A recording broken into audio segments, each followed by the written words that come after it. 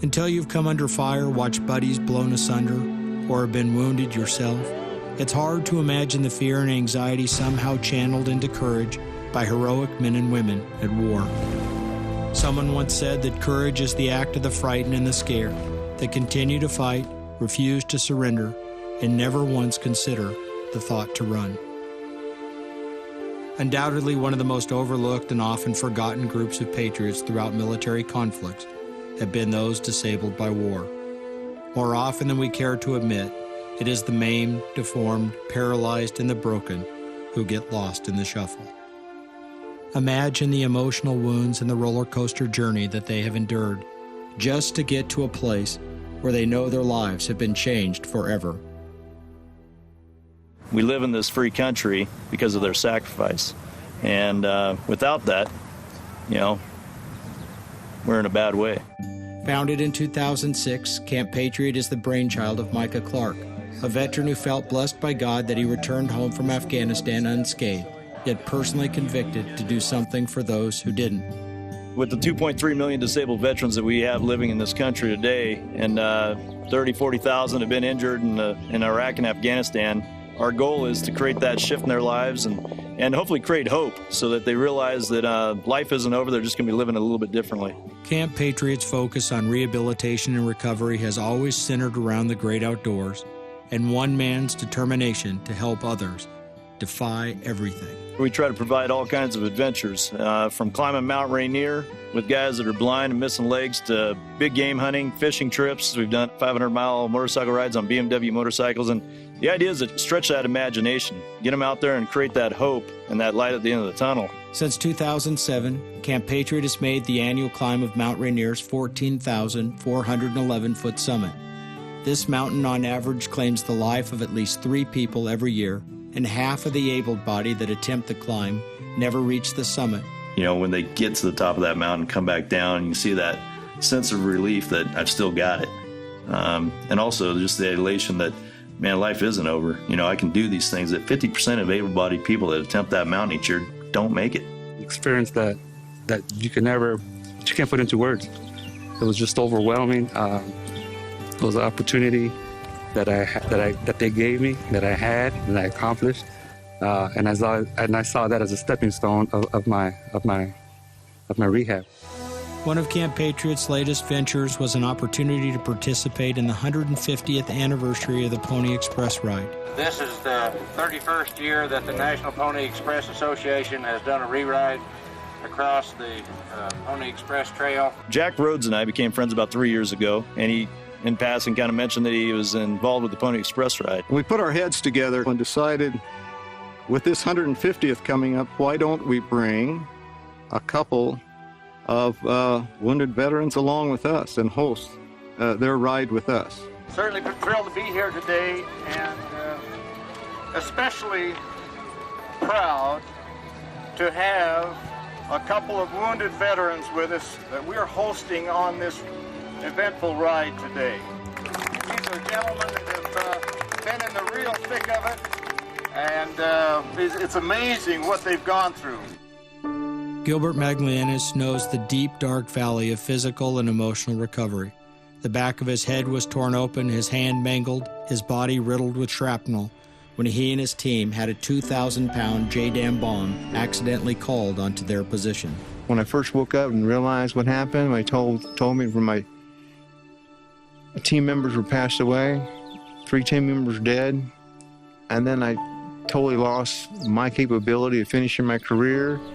Then I'm like, I lost everything I could do. His whole life, he'd been the strong man, the guy who could do everything and was good at it. And all of a sudden, he didn't even know how to tie his shoes.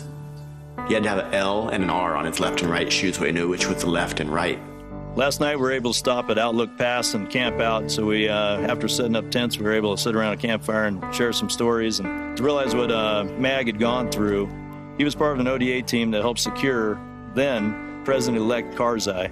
And so it was a very special piece of history to have him be able to perform his duties as a Special Forces soldier in that capacity, and also tie him into this ride. When you leave here to go overseas to fight, serve, in any situation you go over and come back, I don't care if you're support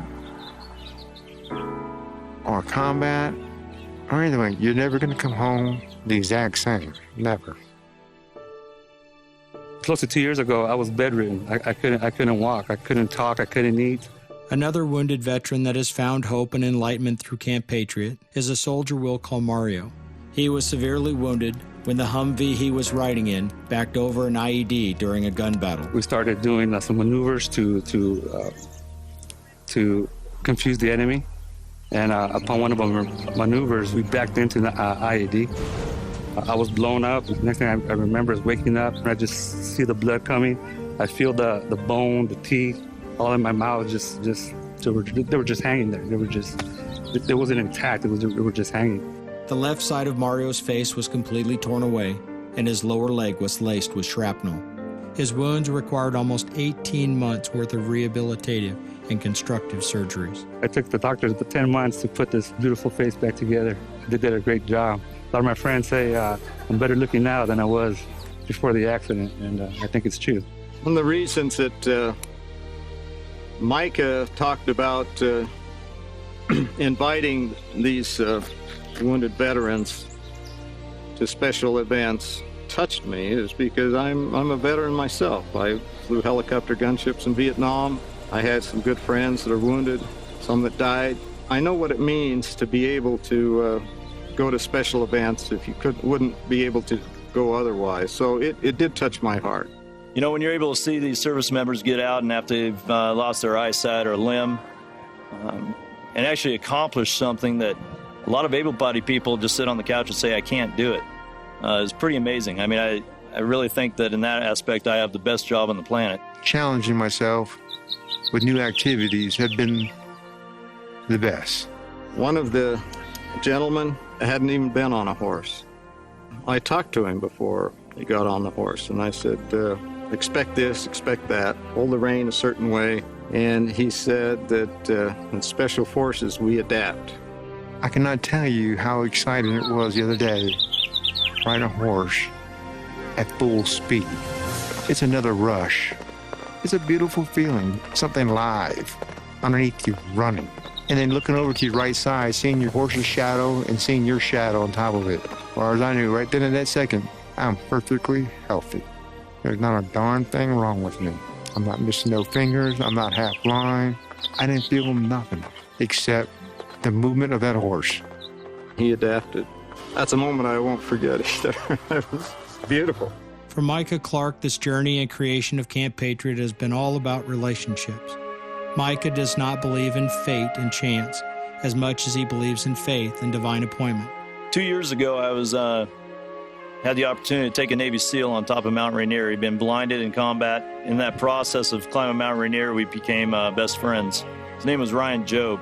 At 10,000 feet, he told me a story about how he always dreamed of elk hunting. He and his lieutenant were actively planning a trip, and then once he was injured, he thought that would never happen. And we were able to put the technology together through a weapon and camera system to actually get him out elk hunting. I tell you, this was the hunt of a lifetime for me.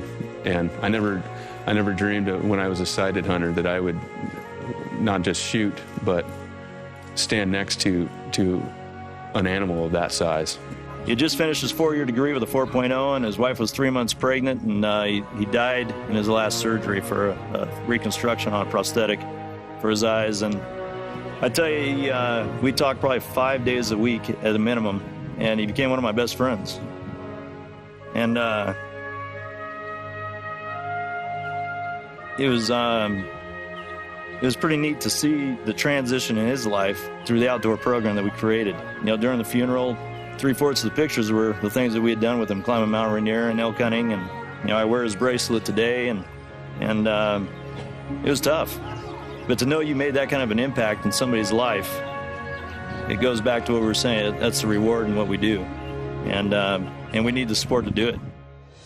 Camp Patriot isn't a large corporation with teeming overhead and inflated salaries for its executives. It's an organization where 90% of the revenue generated is poured back into the warrior and the events the warriors participate in. The vision was to build a big facility that's ADA designed so I can bring 1,000 veterans a year through the program. So that's what we're working on is trying to get that facility built up in Montana and be able to bring a lot more veterans through that program to change their lives. This Camp Patriot here, they are great.